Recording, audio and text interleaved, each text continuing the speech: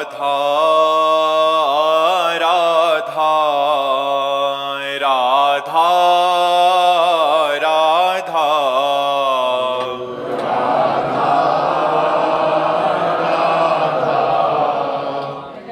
राधा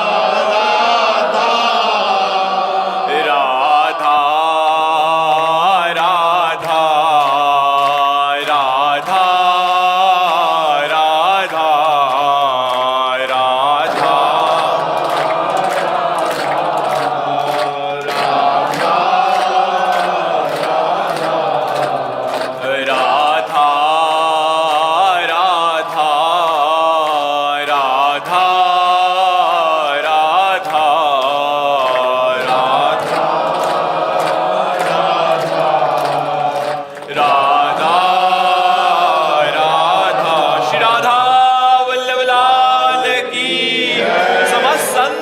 भक्तन की श्री वृंदावन धाम की सतगुरुदेव भगवान की।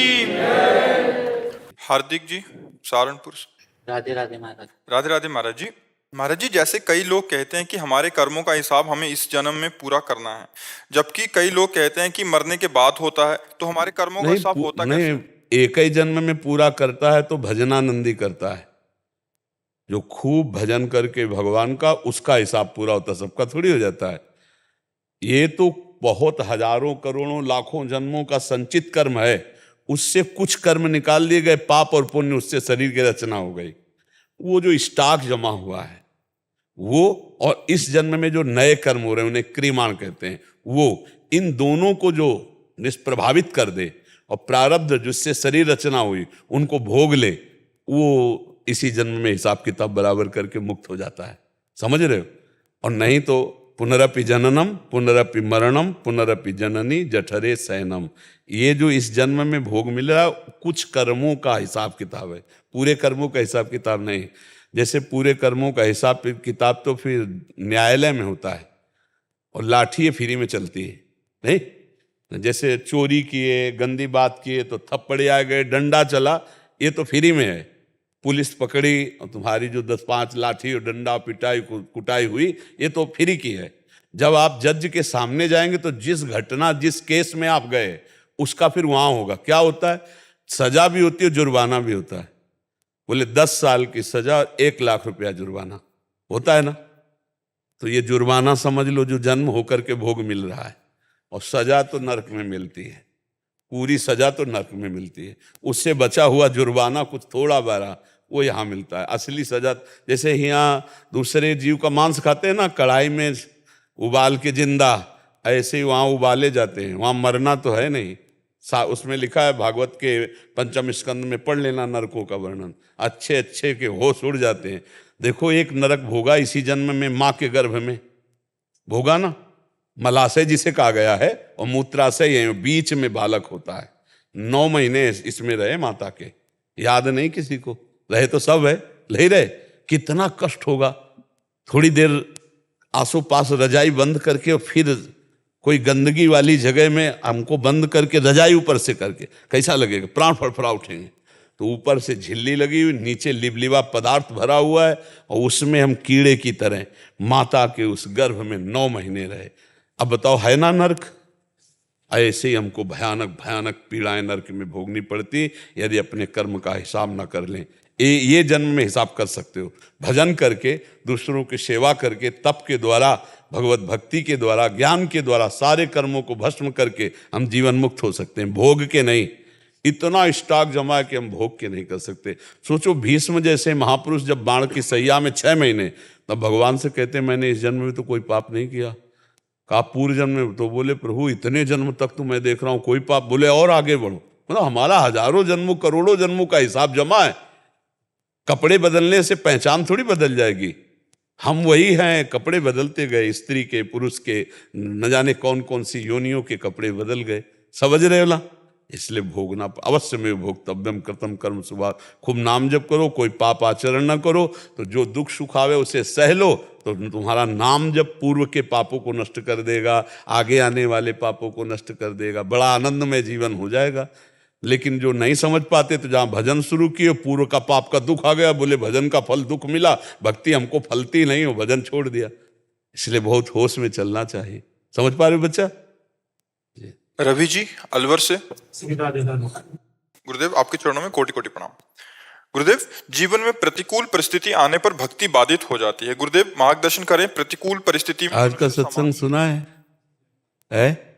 हाँ, अभी भक्ति में हमारे रंग नहीं आया, इसलिए प्रतिकूलता में हम टूट जाते हैं, क्योंकि हम भक्ति सुख में नहीं है, अभी अनुकूलता का हम भोग करते हैं, इसीलिए प्रतिकूलता में हम टूट जाते हैं।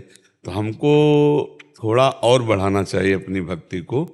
भगवान नाम जप करना, भगवत लीलाओं का गायन करना, कुछ भागवतिक पाठ करना और दूसरों की सेवा करना।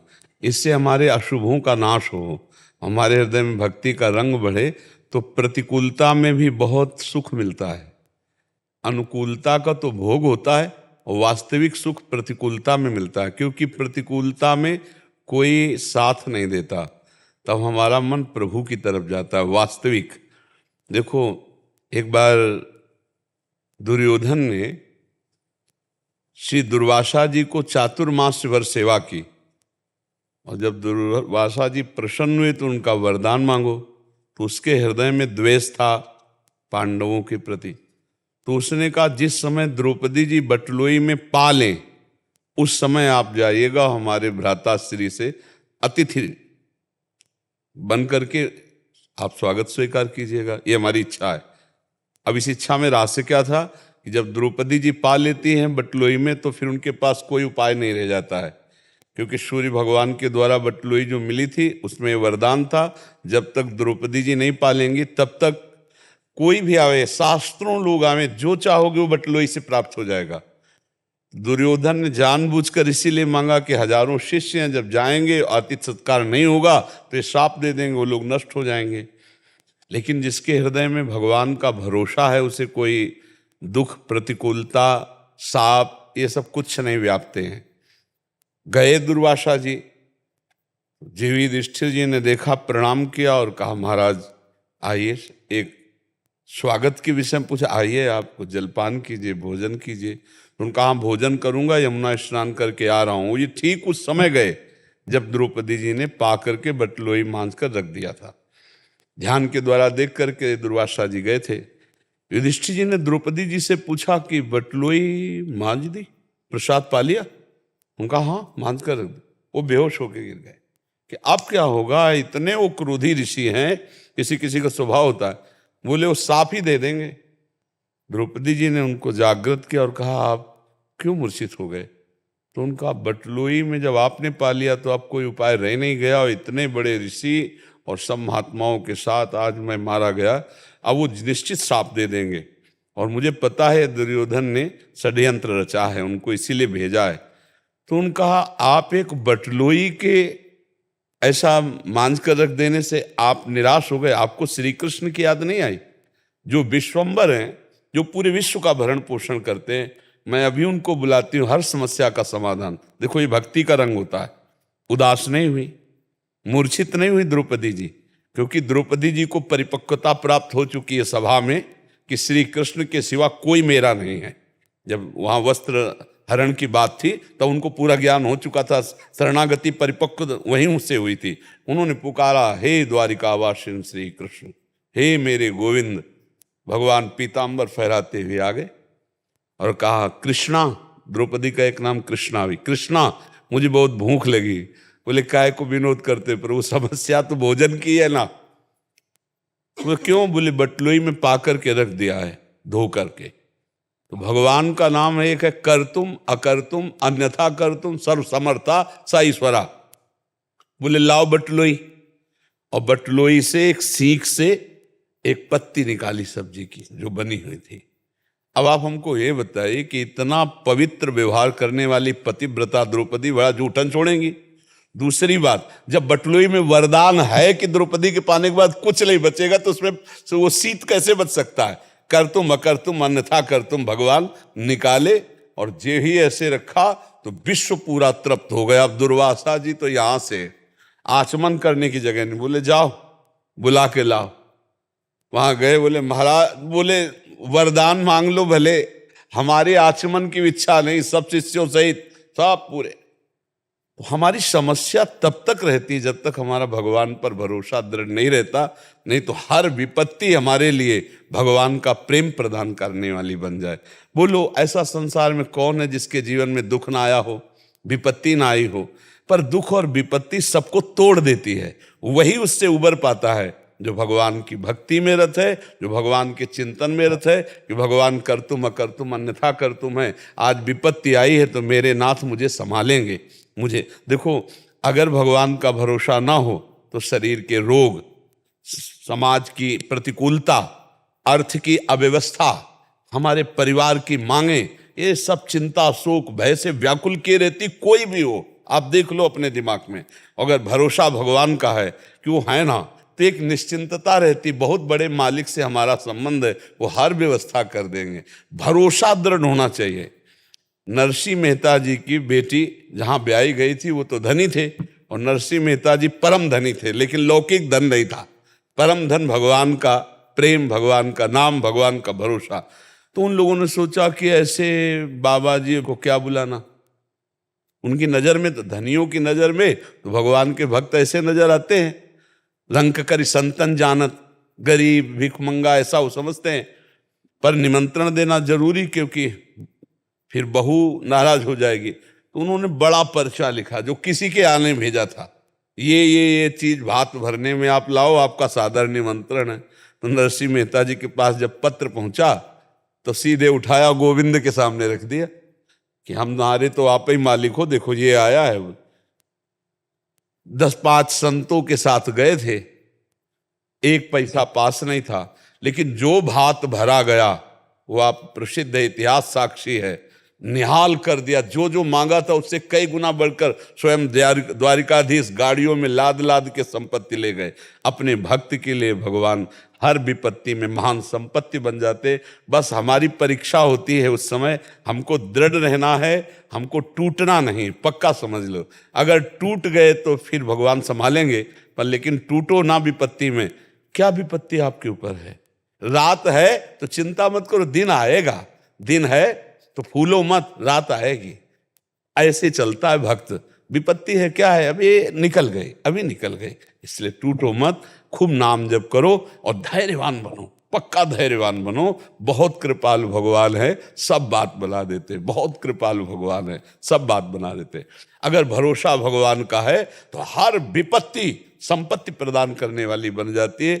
बिल्कुल विश्वास करके मान लीजिए, कोई ऐसी प्रतिकूलता नहीं है जो हमें भगवान से विमुख कर सके। और भगवान हमारे है तो भगवान का नाम मंगल भवन है, जो आनंद सिंधु सुख राशि, आनंद रहेगा, मंगल होगा, अमंगल हो नहीं सकता। हम लोग छोटी छोटी तूफानों में, आंधियों में टूट जाते हैं। इसे टूटना भक्ति की कमजोरी के कारण कहा जाता है।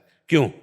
तो और नाम जब बढ़ाओ और भगवान की भक्ति प्रबल करो और जीतो इस माया पर। इसीलिए तो मानव देह दुर्लभ कहा गया है, देवताओं से भी दुर्लभ कहा गया है, क्योंकि हम भक्ति करके देवताओं के आगे भी निकल सकते हैं, हम भगवान के पार्षद बन सकते हैं, हम दिव्य ज्ञान संपन्न होकर जीवन मुक्त महापुरुष हो सकते हैं। तो हमको लगना चाहिए विपत्ति में फंसकर अपने जीवन को भक्ति से विमुख नहीं करना चाहिए। नहीं, भक्ति तो बहुत प्रबल है, माया कुछ नहीं कर सकती। पर अभी वो आई नहीं तो जरा सा जहां विपरीतता आती तो लगता भगवान है भी कि नहीं, पता नहीं भगवान हमारा साथ दे रहे। अगर भगवान साथ देते होते तो ऐसा कैसे हो जाता, किसी का पुत्र मर गया, किसी का पति मर गया, किसी के परिवार की हानि हो गई, अब वो सोचता है हमारी भक्ति रंग नहीं लाई, हमें बड़ी हानि पहुंचाए। ये भैया नाम मृत्यु लोक है, यहाँ सब अपने अपने समय के अनुसार जाएंगे यहाँ से। तो हमको अपनी भक्ति थोड़ा मजबूत रखना है, किसी वस्तु व्यक्ति स्थान के सहारे नहीं रखना कि वो चला गया तो हमारी भक्ति चली जाए, भगवान से हमारा संबंध टूट जाए, हम भगवान का भजन छोड़ दें। ऐसा नहीं, इसका नाम मृत्यु लोक है। यहाँ सब एक ना एक दिन जाएंगे और एक ना एक दिन आपको भी जाना है, हमको भी जाना है। तो हम जाने की तैयारी कर लें। भजन जैसे भी दुख सुख आए उसको चुपचाप सह ले। क्या भगवान के जीवन में विपत्ति नहीं आई? जब अवतार लिया, सुबह राज तिलक हो रहा है भैया, चक्रवर्ती सम्राट पद पे सुबह का इंतजाम हो रहा है, और समय के निर्णय बदल गया, 14 वर्ष का बलवान। तापस वेश विशेष उदासी, 14 वर्ष राम बनवासी। लेकिन भगवान की मुस्कुराहट में फर्क नहीं पड़ा। पिताश्री यदि आप राज तिलक दे रहे थे तो जैसा आप वनवास दे रहे हैं तो वैसे ही भगवान वैसे नंगे पैर 14 वर्ष बनवास। तो हमको ये शिक्षा दी भगवान ने अवतार लेकर के कि ये विपत्ति, ये संपत्ति सबके जीवन में आती है। संपत्ति में अभिमान न करें, विपत्ति में दुखी न हो। अमीर यादव जी महाराष्ट्र से। राधे राधे जी। राधे राधे महाराज जी। महाराज जी, मेरा प्रश्न है कि मेरे मुख से राधा नाम संकीर्तन थोड़ी देर के लिए तो होता है, पर फिर पापाचरण क्यों हो जाते हैं? गीता भी पढ़ता हूँ लेकिन बीच में पापाचरण हो जाते हैं, फिर उसके बाद बहुत दिन तक कुछ भी नहीं होता। नहीं, इसमें बहुत दिन तक कुछ नहीं होता, ऐसा नहीं करना है। बहुत दिन से ये होता रहा है। जो आपके अंदर पापाचरण की प्रवृत्ति, वो आप ही के अंदर नहीं, बहुत सबके अंदर है। देखो, अब नाम कीर्तन हो रहा है बाहर, और उसका प्रभाव धीरे धीरे अंदर पहुंचेगा। हृदय गुप्त, जैसे बाहर लाइट जल रही लेकिन भूधरा में नीचे गुफा में अंधेरा है, तो वहां भी तो प्रकाश पहुंचे तब काम बने। तो बाहर जबान से नाम कीर्तन कर लिया, बाहर से गीता पढ़ लिया, लेकिन इस गुफा में तो अंधेरा है, हृदय रूपी गुफा में। तो ये बात बैठी हुई कि भोगों में सुख है, तो बाहरी इस क्रिया से वो थोड़ी रुक जाएगा। अब अंदर प्रकाश पहुंचे, तो जब हम बहुत नाम जप करते हैं तो धीरे धीरे जबान से नाम फिर गले में आता है, गले से हृदय, और जहाँ हृदय से नाम चलने लगा तो हृदय में जब प्रकाश होता है तब ये बंद होते हैं। अभी बाहरी क्रियाएं हो रही है, अंदर की गुफा में हृदय में तो प्रकाश गया नहीं। इसीलिए कहा है राधा वल्लभ लाल को हृदय ध्यान और मुख नाम। हृदय ध्यान मुख नाम। देखो जानकी जी अशोक वाटिका में कैसे नाम पाहरू दिवस निशि, ध्यान तुम्हार कपाट। ध्यान हृदय में राम जी का, और जवान से नाम राम राम राम। समझ, अभी हृदय में कुछ नहीं हो रहा भागवती। इसीलिए हृदय में छुपे हुए जो काम क्रोध लोभ मोह है, इनसे पाप बन जाता है। डरो मत, धीरे धीरे नाम और बढ़ाओ। अब कहते हो छोड़ देते हैं, ये गलत बात है। जब दुश्मन अटैक करे तो हमको पूरी तैयारी और बढ़ानी चाहिए कि छोड़ देना चाहिए? हमें तो और बढ़ानी है ना। मान लो 5 गोली थी और दुश्मन से हम हार गए तो हमको 50 तैयार कर लिए। हम 10 मिनट कीर्तन करते हैं, अब आधा घंटा करेंगे, फिर 1 घंटा करेंगे, फिर धीरे धीरे हम हर समय बनाते चले जाए तो हम अपने दुश्मनों को परास्त कर देंगे। और अगर एक बार आए और नाम से हार गए और नाम ही छोड़ दिया तो फिर वो तो मतलब योद्धा नहीं हो, फिर तुम लड़ने का काम भूल गए। काम क्रोध लोभ मोह से ये हमको खींचेंगे भोग की तरफ, और हमें भक्ति की तरफ बढ़ना है, गंदी बातों को त्यागना है। तो इसके लिए हमें बल चाहिए।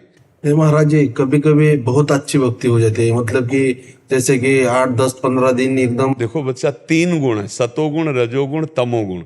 जब सतोगुण का लक्षण आएगा तो ये आ जाएंगे, और जब रजोगुण का लक्षण आएगा तो भोग सुहाई देगा, और जब तमोगुण का लक्षण आएगा तो निद्रा, आलस्य, प्रमाद का और नाना प्रकार की क्रोध वृत्तियां, ये सब आ जाएंगी। से रुक जाता है। हाँ, 3 गुणों का चक्र चलता है। इनमें जबरदस्ती भजन किया जाता है। जब भजन में मन लग रहा है तब तो ठीक है, और जब भजन में मन नहीं लग रहा तब जबरदस्ती करना होता है। जबरदस्ती करो, धीरे धीरे गुणों के चक्र को रोको और नाम जब करते जाओ तो आगे बढ़ जाओगे। पर गलत काम को रोकना ही होगा। अगर गलत काम नहीं रोकोगे तो जैसे हमने झाड़ू पोछा लगाया और खिड़की खुला है, गंदी हवा चली तो और गंदा हो जाएगा। पोछा लगाकर छोड़ दो तो और गंदा हो जाए, क्योंकि चिपक जाएगी। ऐसे भजन कर रहे हैं और इंद्रियां खुली हैं, तो भजन करना मानो पोछा लगाया, फिर गंदी आ गई तो और चिपक गया। देखो कैसा चिपक जाता है कि आप कह रहे हो कि भजन ही छूट जाता है, कीर्तन ही छोड़ देते हैं। नहीं नहीं, नियमावली रोज करो, चाहे जितनी बड़ी गलती हो जाए। ये आज से नियम लो कि अगर हमसे पाप हो भी जाएगा तो हम जो करते हैं उसे नहीं छोड़ेंगे।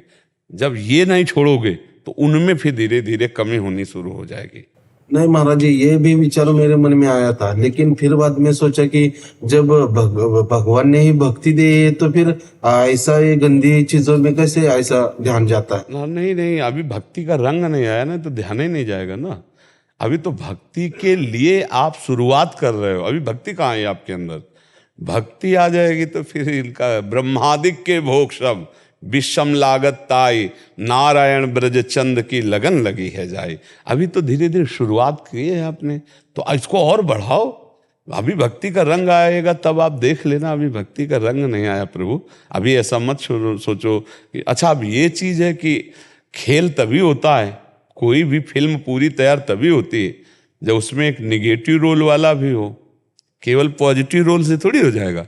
तो हमारे भगवान ने पूरी सृष्टि बनाई है, तो इस सृष्टि में दोनों चीज है, पॉजिटिव भी और निगेटिव भी, सकारात्मक भी और नकारात्मक भी। तो आप चलना किस मार्ग में चाहते हो, सकारात्मक में, तो नकारात्मक का त्याग करना पड़ेगा ना। अब कहते भगवान ने बनाया ही क्यों, तो ये प्रश्न सही नहीं बनता, क्योंकि भगवान ने 3 गुणों की रचना की है, तो उन 3 गुणों से कुछ अच्छे स्वभाव अच्छे कर्म, कुछ पाप कर्म पाप स्वभाव। तो हम पाप कर्म पाप स्वभाव करने वाले थे, अब नहीं रहेंगे, क्योंकि हमें पता चला इनका फल बड़ा दुर्गतिपूर्ण है। तो अब हम सदगति के लिए उपाय करेंगे, अच्छे कर्म। देखो बगीचा तभी अच्छा लगता है जब उसमें हर प्रकार के फूल हो। गुलाब का फूल है पर कांटे की रचना भगवान ने क्यों की, इतना सुंदर गुलाब कांटे की रचना क्यों की है, बहुत संभाल के निकालो। भगवान का खेल है, पूरा मकान है लेकिन शौचालय बाथरूम भी है। ये पवित्र, यहाँ आरती हो रही हो, बगल में शौचालय बाथरूम है। ये रसोई है, यहाँ भगवान बैठे हैं और ये शौचालय बाथरूम है। मूत्रालय और मलाशय यही तो है, यही बैठे, यही सब है। संपूर्णता तभी होती है जब सब कुछ हो।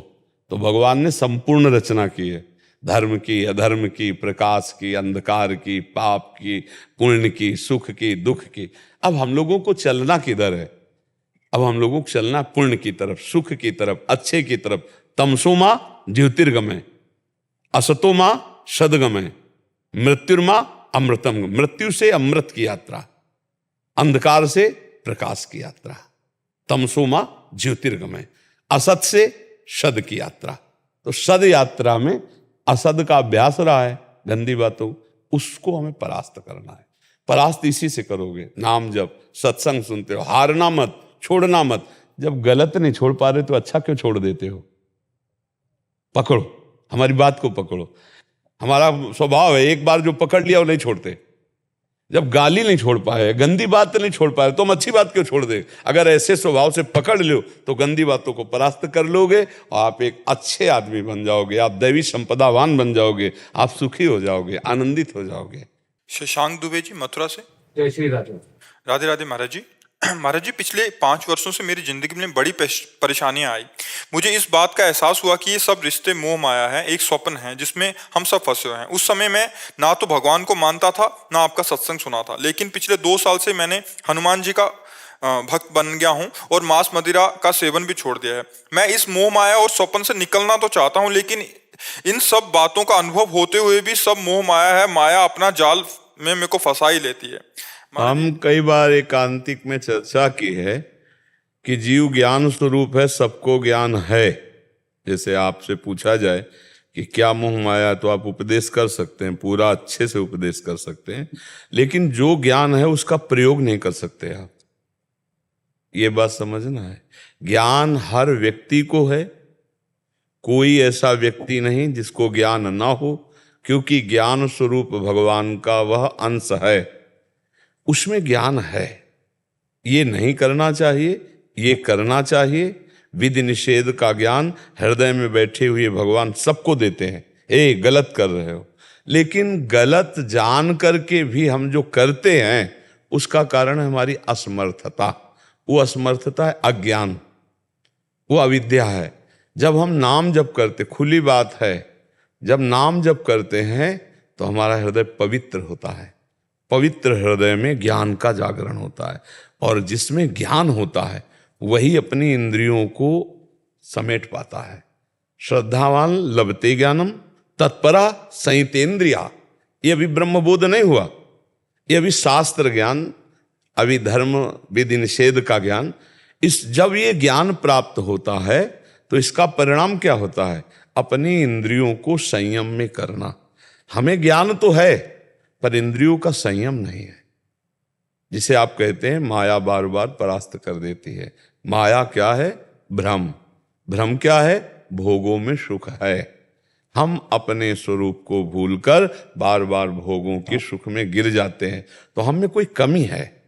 जो हम ज्ञान प्राप्त किए हैं, जो हम जानकारी प्राप्त किए हैं, उसका प्रयोग नहीं हो पा रहा है। मूल बात है भोगों में सुख बुद्धि। अब इसको मिटाने के लिए हमें पावर चाहिए। तो जैसे सन्यास में प्रणव दिया जाता है, भक्तों को भगवान राम कृष्ण श्री हरि का नाम दिया जाता है, जैसे हम राधा राधा रटते हैं।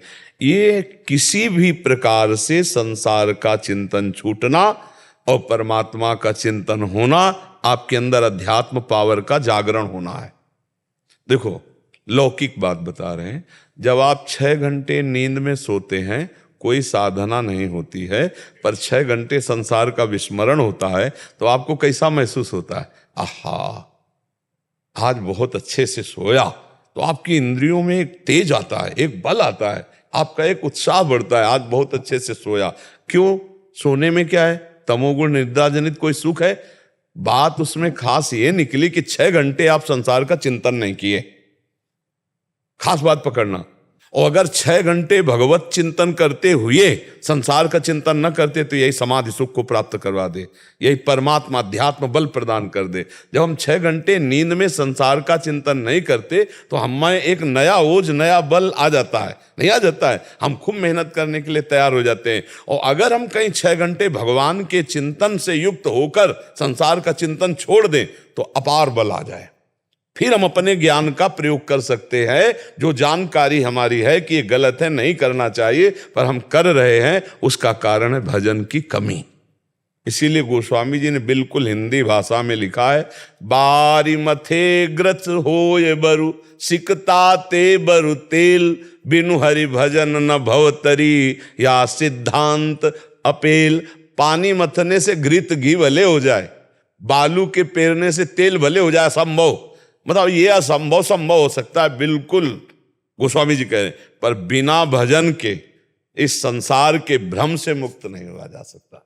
बिनु हरि भजन न भवतरी या सिद्धांत पेल। इसलिए सबसे प्रार्थना है, जो नाम आपको प्रिय लगे नाम जप करो, या जो गुरुदेव ने मंत्र नाम दिया हो सतत उसका चिंतन। एन केन प्रकारेण संसार का विस्मरण और भगवान का स्मरण ही वही भक्तों के भगवान हैं, प्रेमियों के लाडिले हैं, योगियों के परमात्मा हैं, ज्ञानियों के ब्रह्म हैं। कहने को विविध हैं, वो है एक ही परमात्मा तत्व है। बिना सत्य चिंतन के आप अपनी जानकारी का प्रयोग नहीं कर सकते। बिना भगवत चिंतन के, बिना भजन बल के, जानकारी तो बहुतों के ज्ञान सुन लो, फर्राटेदार खूब है, बहुत ज्ञान है, लेकिन उसका जब प्रयोग का समय आता है तब हम हार जाते हैं। ये नहीं करना चाहिए, पर उसमें सुख बुद्धि इतनी प्रबल हो जाती है कि हमारा ज्ञान फेल हो जाता है और हम वहाँ उस आचरण को कर बैठते हैं जो नहीं करना चाहिए।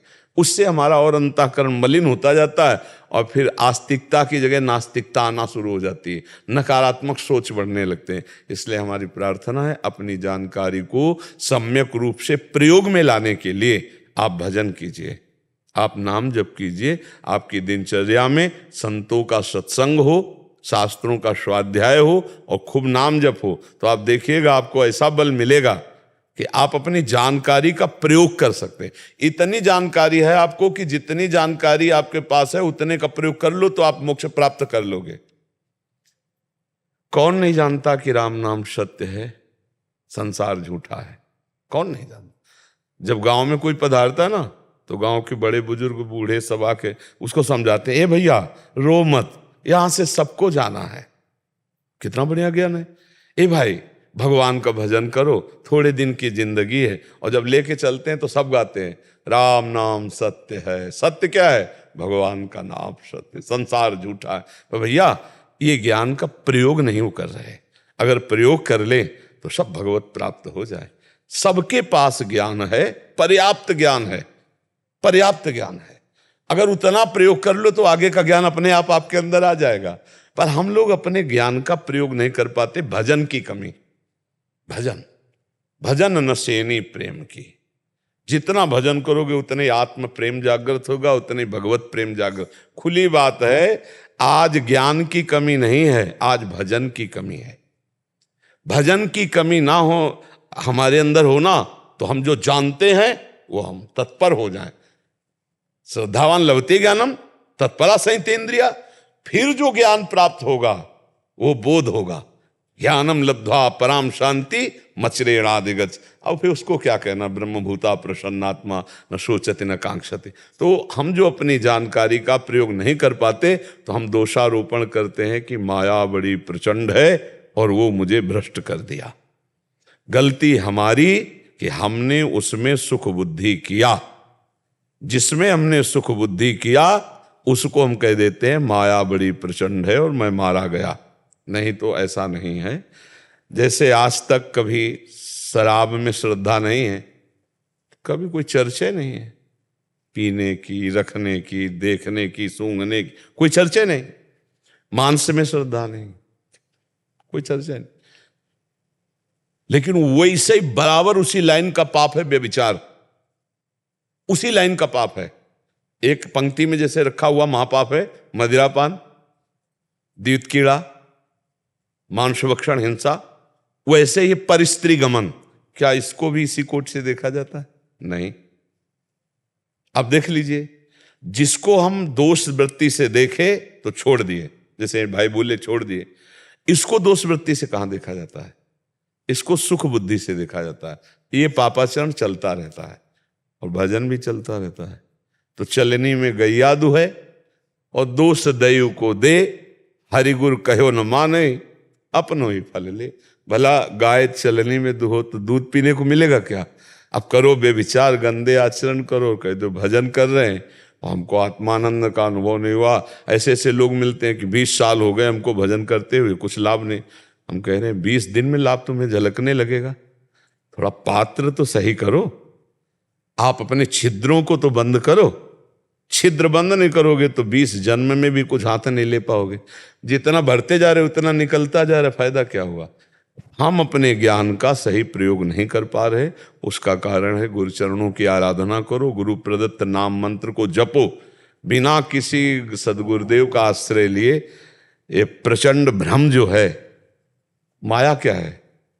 शरीर में मैं भाव करवा देना और इंद्रियजन्य भोगों में सुख भाव करा देना, इसी का नाम माया है। और कोई माया नहीं है। हमारा भ्रम ही माया है। और माया का अर्थ ही होता जो नहीं है।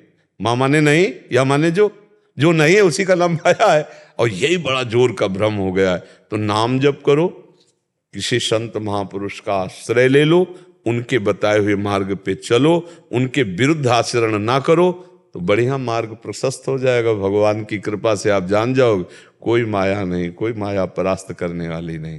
कहाँ किसी को माया दिखाई दी क्या? हमें बताओ, किसी को माया आज तक मिली हो, दिखाई दी हो? आपका जो भ्रमात्मक आकर्षण, उसी का नाम माया है। आप जो गलत कर रहे बोले माया बड़ी प्रचंड है, हमको परास्त कर दिया। माया बड़ी प्रचंड का मतलब तुम्हारा भ्रम बड़ा प्रचंड है कि इस इंद्रियजन्य भोगों में अधर्माचरण करते हुए विचरण कर रहे हो। गुरु चरणों का आश्रय लो, उसको छोड़ दो, खत्म हो गया। जो माया सब जगह ही न चावा और जास चरित लख काहु न पावा। उसका चरित्र यही है कि वो भ्रम में, सुखों में जहां है नहीं लेकिन दिखाई दे रहा है, मनुष्य को फंसाए हुए, जीवों को फंसाए हुए। ये संत महात्मा जब गुरु कृपा से बात जान जाते हैं तो उसी में रहते हुए निर्विकार रहते हैं। जैसे एक भुना हुआ चना है और एक सादा चना है, तो सादा चना को जब पानी और रज मिलेगी, मिट्टी, तो अंकुरण हो जाएगा, लेकिन भुने चना को नहीं। तो जिसे अग्नि के द्वारा अपनी वासनाओं को भस्म कर दिया, वो भुना हुआ चना है। वैसे ही सब परिवार घर में रहते हुए भी उसमें कोई फर्क नहीं है। तो हमारा ज्ञान जो है उसका प्रयोग हो जाए, इसके लिए हमें खूब नाम जप करना है भैया। बिना नाम जप के कुछ है, हमारे हर प्रश्न का आखिरी उत्तर नाम जप है, क्योंकि भजन के बिना कुछ भी नहीं होना है। चाहे जितना आप शास्त्र ज्ञान पढ़ लो, चाहे जितना आप प्रवचन दे लो, चाहे जितना प्रवचन सुन लो, जब तक आप मनन नहीं करोगे, भगवत चिंतन नहीं करोगे, नाम जप नहीं करोगे, तब तक आप में आध्यात्मिक विकास नहीं होगा। जब तक आध्यात्मिक विकास नहीं, तब तो भ्रम परास्ते करता रहेगा। तो इसलिए हमारी प्रार्थना है, खूब नाम जप करो, सत्संग सुनो, शास्त्रों का स्वाध्याय करो, और जो ज्ञान है उसके अनुसार चलने की चेष्टा करो। रेखा जी ग्वालियर से।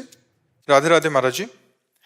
महाराज जी, पूजा करते समय यदि मन में कोई गलत विचार आए तो भगवान पूजा स्वीकार करते हैं क्या? हाँ, क्योंकि मन तो तरंगायमान है।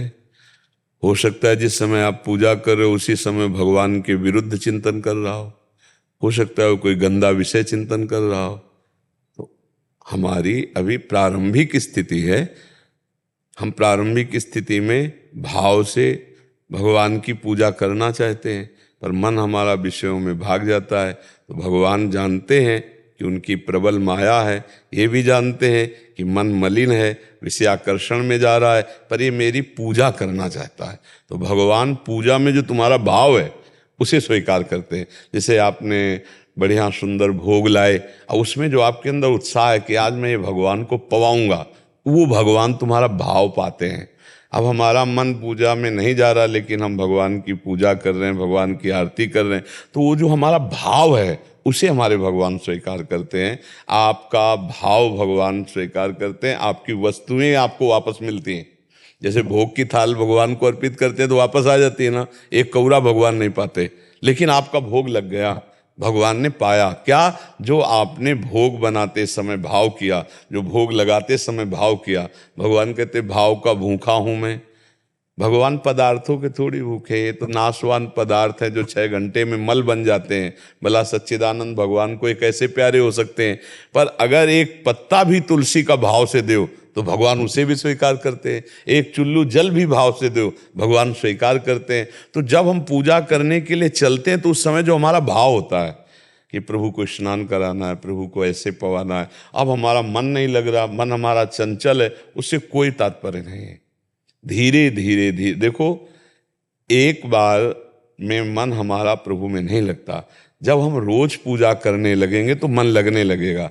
उसकी पहचान है, जैसे आप सुबह 5 से 6 बजे तक पूजा करते हैं, अब उस 5 से 6 बजे के बीच में आपसे कोई आके बात करने लगे तो आपको बुरा लगेगा।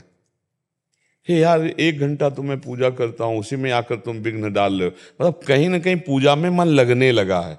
अब वो थोड़ा लगेगा, फिर चंचलता भागेगा, फिर लगेगा, फिर भागेगा।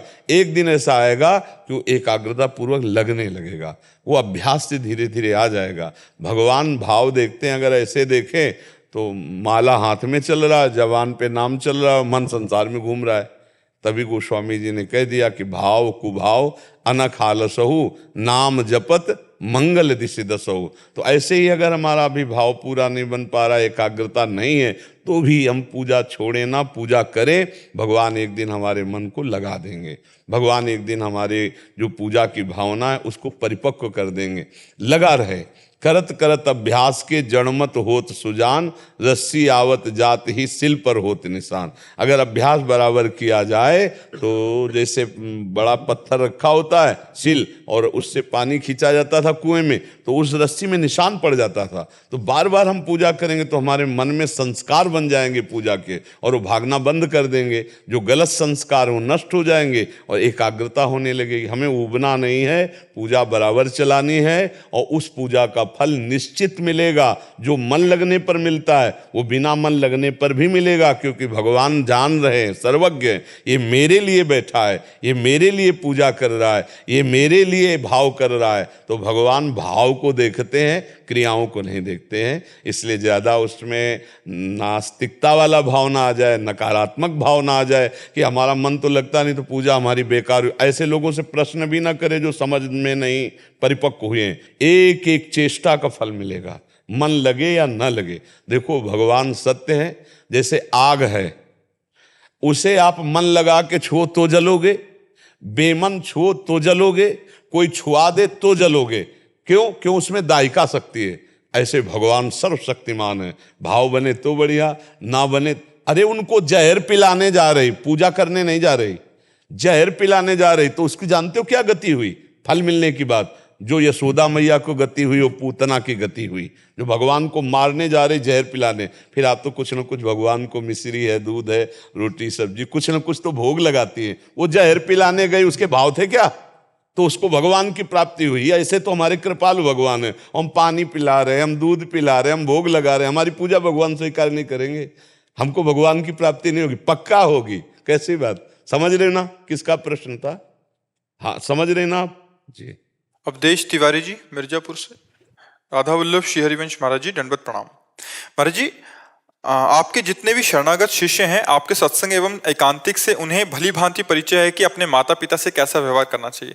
महाराज जी, मेरा प्रश्न यह है कि ऐसी संतान से उनके माता पिता का व्यवहार कैसा होना चाहिए? इस पर नहीं ध्यान देते, हम केवल अपने कर्तव्य का ध्यान देते हैं। उन दूसरों के कर्तव्य का ध्यान देने वाला पतित हो जाता है। कि जैसे हम अपने माता पिता के साथ ऐसा कर्तव्य करते हैं, लेकिन वो हमारे साथ कर्तव्य जैसा करना चाहिए वैसा नहीं करते, तो धीरे धीरे हम अपने कर्तव्य से च्युत हो जाएंगे। भाई क्या सेवा करनी, हम तो लाख सेवा करते हैं। 4 लोग आते हैं, उनके पास बैठकर हमारी निंदा करते हैं, वो हमारी अवहेलना करते हैं, रात दिन उनका क्या कर्तव्य है? ये नहीं। जो अपने धर्म पर चलने वाला वो सिर्फ अपने कर्तव्य को देखता है, सामने वाला कर्तव्य क्या करता है ये नहीं देखता, सामने वाला का क्या कर्तव्य ये नहीं देखता, अपने कर्तव्य को। जैसे पिता हमें गाली दे रहे हो, तो अब हमें देखना है कि इस समय मेरा क्या कर्तव्य है, क्योंकि मेरे पिता हैं। हर समय अपने कर्तव्य को यदि हम देखेंगे तो हम कभी फेल नहीं होंगे, और जब हम दूसरे के कर्तव्य को देखेंगे तो अपने कर्तव्य से हम च्युत हो जाएंगे। इस बात को समझ रहे हो ना? हम दूसरे के कर्तव्य देखने का अधिकार नहीं रखते, हम अपने कर्तव्य को देखते हैं। जब दूसरा हमारे साथ बहुत विपरीत होता है, तब उस समय हम देखते हैं कि इस समय हमारा क्या कर्तव्य होना चाहिए। हम हर समय अपने कर्तव्य को देखते हैं। जैसे कि भाई हम पति हैं, हम तो अपने कर्तव्य कमा के लाते हैं, ऐसा करते हैं, लेकिन पत्नी का हमारे प्रति क्या कर्तव्य होना चाहिए? आप अपने कर्तव्य से च्युत हो जाएंगे। अब आपको क्रोध आ जाएगा, अब आप मार पिटाई करेंगे, आपसे विग्रह हो जाएगा, आप लड़ाई झगड़ा हो जाएगा। हम मेहनत करके लाते हैं, बच्चों का पत्नी का पोषण करते हैं अपने कर्तव्य से। अब अगर वो हमसे प्रतिकूल चलती है तो इस समय हमारा क्या कर्तव्य है? वो हर समय अपने कर्तव्य को और जो अपने कर्तव्य को संभालता है वो भगवान का कृपा पात्र जन हो जाता है। और भगवान का कृपा पात्र कभी दुखी नहीं हो सकता, वो आनंदित रहता है। हमारी शिक्षा प्रत्येक व्यक्ति को अपने कर्तव्य के पालन करने। यदि आप पिता हैं तो हम आपको कर्तव्य की बात, अगर आप पुत्र हैं तो अपने कर्तव्य की बात, हम सामने वाले के कर्तव्य की बात को नहीं। सामने वाला यदि हमसे प्रश्न करे कि हमारा कर्तव्य क्या है तो हम उसको बता सकते हैं, नहीं तुम अपना जो करो सो करो, हम अपने कर्तव्य का पालन आपके प्रति करेंगे। ये हमारा अध्यात्म की शिक्षा है। हम दूसरों के कर्तव्यों को नहीं देखते। जो दूसरों के कर्तव्यों को देखता है वो अपने कर्तव्य से भ्रष्ट हो जाता है, फिर अपना कर्तव्य निर्वाह नहीं हो पाएगा। हम अपने कर्तव्य के बल से दूसरों को सुख पहुंचाएंगे, दूसरे क्या करते हैं उसको हम सहेंगे अपने कर्तव्य का निर्वाह करते हुए। हमारी बात को समझ पा रहे हो? अगर हम दूसरे के कर्तव्य में जाएंगे तो अपने कर्तव्य से च्युत हो जाएंगे। यार हम इतना कमा के लाते हैं, पत्नी को जैसा व्यवहार करना चाहिए उसका क्या कर्तव्य, उसको भगवान मानना चाहिए मेरे लिए। मैं माता पिता की इतना सेवा करता हूँ, छोटे वाले भाई को बहुत प्यार करते हैं, हमारी निंदा करते हैं, हमारे प्रतिकूल चलते हैं, तो उनका भी तो कोई कर्तव्य बनता है। गए अब आप पिता के सामने जो भगवत भाव करके कि मेरा पिता साक्षात भगवान है, पिता माता, और मेरा जो कर्तव्य होना चाहिए वो फिर निर्वाह नहीं कर सकते। मातृदेवो भव पितृदेवो भव, फिर आप अपने कर्तव्य का। इसलिए सब में भगवत भावना करके हर परिस्थिति में हमको अपने कर्तव्य को देखना है। अगर ये बात समझ में आ रही हो तो विजय प्राप्त कर लोगे संसार पर, नहीं तो टूट जाओगे, नहीं टूट जाओगे। मैं इतना करता हूँ, कोई भी मेरा साथ नहीं देता, कोई अपने कर्तव्य का पालन नहीं कर रहा, मैं सबके लिए कर रहा हूँ और कोई मेरे लिए नहीं, फिर टूट जाओगे। नहीं, टूटना नहीं, हमें अपने धर्म की रक्षा करनी, कोई नहीं। उस स्थिति में भी मेरा क्या कर्तव्य है ये मैं पालन करूंगा। मैं तुमसे आकांक्षा नहीं करता, मैं भगवान से प्यार की आकांक्षा करता हूं, उनकी कृपा की आकांक्षा करता हूं, वही आगे निकल पाएगा। और जो दूसरों के कर्तव्य का चिंतन करता है अपने कर्तव्य को खो देता है, क्योंकि दूसरों के कर्तव्य चिंतन में गुण दोष होगा, और जहां गुण दोष का चिंतन होगा वहां माया ढक लेगी। सुनो तात मायाकृत गुण और दोष अनेक, गुणया उभय न देखी देखी सो विवेक। देखना ही नहीं है, हमें अपने कर्तव्य को देखना है। समझ पा रहे आप? इस पे कोई संशय है? जी महाराज जी, इसके अलावा एक प्रश्न था, जैसे इसी के संबंध से एक प्रश्न है। माता पिता का, जैसे इनका तो हो गया ये हमारा व्यक्तिगत, बट एक माता पिता जब शरणागत हैं या बिना शरणागत हैं, ऐसी स्थिति में जब उनके पुत्र अच्छा व्यवहार कर रहा है तो उनका क्या कर्तव्य होना चाहिए? अगर सीख अगर हमें लेनी हो, हम माता पिता हैं, तो उनके लिए आपका क्या उपदेश है? देखो, पहली बात तो ये है कि हमारा प्रत्येक कार्य भगवत भाव से देने का उपदेश है। पुत्र अपने पिता को, माता पिता को भगवान की भावना से देखे, तो माता पिता अपने पुत्र में भगवत भावना करे। भगवान मेरे घर में पुत्र रूप से है, मेरा कर्तव्य है इनको पढ़ाना लिखाना, स्वस्थ रखना, सतमार्ग में चलाना, चाहे डांटना फटकारना ही क्यों ना पड़े।